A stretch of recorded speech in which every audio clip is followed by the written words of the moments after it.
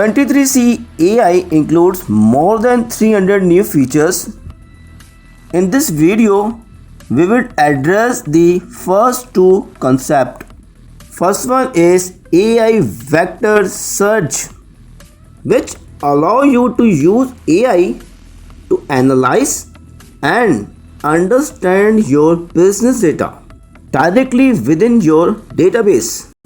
It helps you create advanced AI processes that can generate insights and make predictions based on your data, making it easier to use in your everyday business operations.